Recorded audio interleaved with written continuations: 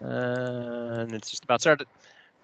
All right, so for those of you that are new, this is MS Office Hours. I am David Perlman, and I am Heather Cox. excellent dynamic duo some days. And with us today, this we have Curt Mocarski, who will be. How did I do on that one, Curt? Better? Pretty good, Dave. Pretty good. Who works in our customer success organization. So Curt, do me a favor, turn on your video so we can see you while you're talking. We'll turn off our video and you have the floor. All right, my little camera light is on. You're not seeing it? There you are. Go for it. All right. Hello, everyone. My name is Curt Mocarski. I'm a customer success account manager within the U.S. Education Channel, and that means I support. Primarily, I support the state university system in New York, along with a couple of other the universities in the Western New York area. I'm here to talk to you today about the Microsoft Connected customer experience and how we can, as the Microsoft customer success team, help you and your organization succeed. Dave mentioned a little bit earlier, ever-changing within Microsoft. We're also ever-changing. We used to be called, if you worked with us before in Premier, we used to be called TAMs, or Technical Account Managers. Today we're called CSAMs, or the Customer Success Account Manager. And really, this new model of customer success is a combination. It's combined with Premier support, and it's really meant to offer an end-to-end managed support for you guys across the full spectrum of the Microsoft products and services. So we're going to work with you to basically work with you to understand the organizational strategic direction, and then we tailor a program that will address your unique business priorities and help to accelerate the value of your on-premise and cloud-based software investments by minimizing risk, reducing downtime, and helping to lower support costs. So what this all means, or boils down to, is if you've worked with Microsoft at all in the past, you know there's a lot to Microsoft. We're a huge company. There's a lot of different avenues. There's a lot of different paths that can be taken. The customer success role kind of puts you, the customer, at the center and narrows down your contact to Microsoft to the account team and your CSAM, so your customer success account manager. And we're really there working with you again to understand your business and what your strategic direction is. And then we work with the outer circle, which is all the different aspects within Microsoft to help you achieve that and to be successful.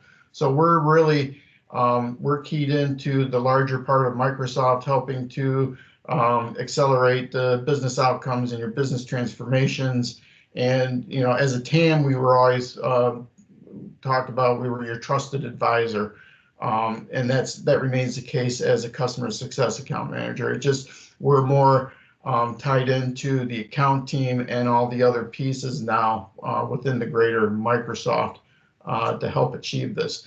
And then again, from your perspective, you don't have to worry about who to go to, right? You have one consistent point of contact for all your Microsoft needs. And so, you know, I work hand in hand with the account executives and the account technical strategists, and Dave is the, you know, for me personally, is the modern workplace director. So we're all working together to support the customers. So that's kind of the high-end model concept. I kind of want to get into a little bit from an EDU perspective, specific examples as to how this can help and how this works for you. So at the university or the higher ed level, right, you've got different areas that you're looking at improving, focusing on, and doing better than anyone else, right? And then at the university level, you're looking at, you know, a couple of different formats. You're looking at teaching and learning, the student success, securing your environment, and then academic research, right? So all different components, all different things, a very complex coordination between the different areas. And again, we're working there to help focus on these areas and help you achieve your goals in each one of these things. So to continue the example, I picked one.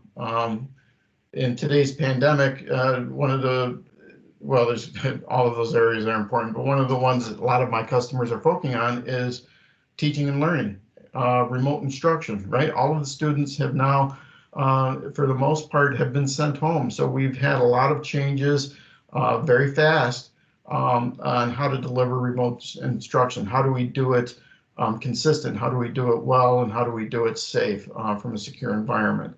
So focusing on that, what my role is and what the customer success role is to take that and again, so teaching and learning as the example, we come up and figure out what is the actual objective. We're looking at building, the hybrid situation where it's a combination of online and in-person classes. How do you coordinate all that?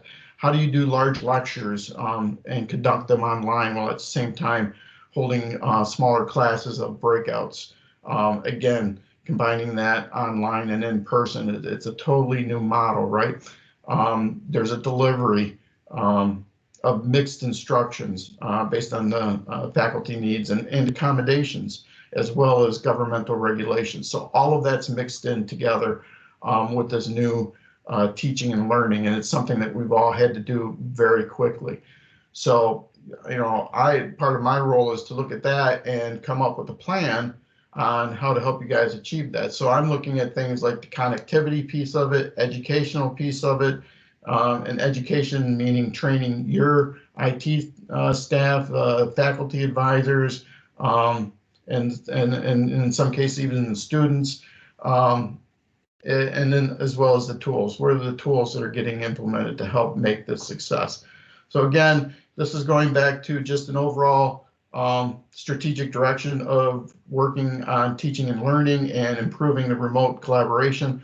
These are the steps and the focus areas that we want to look at and focus on. So we take that and then we're actually building a program proposal with you for the customer. And that's going to look something like this, right? We're identifying what your objectives are, what we're looking for actual physical outcomes to come out of that. We identify who the stakeholders are from both the university side as well as the Microsoft side. And then I'm looking to propose services to help actually achieve this. And the services are a combination. It's just not Premier anymore. My focus is a greater scope. So that can include things with a partner. It can include Premier, as you can see a couple of those, or it can include free services. So for example, you see on this example here, the Microsoft Store, the Customer Success Training Program. Those are free delivery, so there's no cost to any of that. But I help coordinate that and identify the need for those and identify which ones are specifically relevant to this use case. So again, it's gaining that understanding, working in tandem with you to understand your direction and business needs, and putting together a plan to help you achieve that. Tied into that is still the Premier piece. So there is still Premier contract, and if you're not a Premier customer, I did just kind of want to go over what Premier support is. So there are three different umbrellas within Premier, and it's Premier is really, it's an end-to-end support platform. It helps you maximize the value of your on-premise and your cloud-based software investments. And the end result of using Premier is reduced risk, helps improve system reliability, and provides for more productive people, right? So the three pieces of this is, first off, service management. Again, you get a dedicated, well, not dedicated, you get a customer success account manager that works with you to assess, review, understand your environment, understand what your direction is, and help you achieve that and be successful. Part of that success plan includes proactive services, right? So we're looking to assess your current environment, do risk analysis, provide workshops and training on new technologies, help you deploy those technologies, and basically optimizing your IT, helping to reduce risks and supporting your initiatives. Again, if you can address the problem before it actually breaks, you're much better off than waiting for something to break or get attacked and fixing it at that point. So that's the whole key to the proactive services is getting things in place, assessed, and done before they become problems. The third component, of course, is no matter how much we work on it, things are going to break. So there's problem resolution. So the other part of the Premier support is covering problem resolution. You have that, I've heard it often referred to as the bat phone, right? You have a problem, you call us. We've got someone, depending on how critical the situation is, there to work with you until that problem is resolved. And that really comes to key. If you day-to-day problems, it gets covered. You can always call and they get resolved. But if you get a critical situation, you get a security attack. It's the professional Microsoft experts in that area working with you until that problem is resolved. So again, it's a combination now of working with you guys to understand your strategic direction, providing premier services along with other, whether it's partner or free services to work with you to help make you guys successful. And that is my presentation. So I know I kind of flew through that quick. Oh, you're not getting out of it that easy. Yeah, I'm sure there's questions. Oh, I'm going to come off.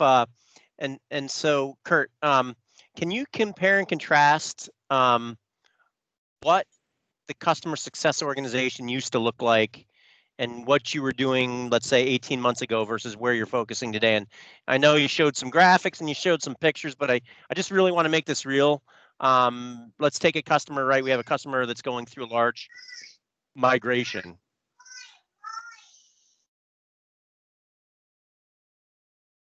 Yes, absolutely. Catch that, Curt? So yep. I'm trying to just compare and contrast what you did a year yep. and a half ago to what you're doing now. Yep. So really, before this change, again, first of all, I was called a TAM, which was a technical account manager. My focus really was on the IT department. I would have my contact would probably be the IT director for the messaging team or something along those lines, maybe the director for Office 365. And that was pretty much my only access with that customer. Mm-hmm. And so I was working with them. I was still trying to understand their problems, their concerns, and provide solutions to them. And again, that was that three-tiered piece of Premier specifically, where I was doing the service management, the proactive, and the problem resolution. But it was all focused on Premier activities. What can Premier do to help you? Yep. In today's world, that's expanded, right? My goal. So let me just interrupt you because I like interrupting people. So I apologize ahead of time, as Heather knows. So what that would look like oftentimes when I would sit in on these meetings is there'd be a series of escalations, right? Hey, we opened up a trouble ticket. What is this new policy that got rolled out? We're seeing this kind of behavior. I can't find where my Microsoft whiteboard went. And you'd spend a lot of time around some of those things. And then a bunch of prescriptive, hey, you have 300 hours left in your support contract with Microsoft. Here's 20 things that I want you to try to use so I can get you an extra 100 hour, so you can use those hours, right? And that seems to be where so now contrast that.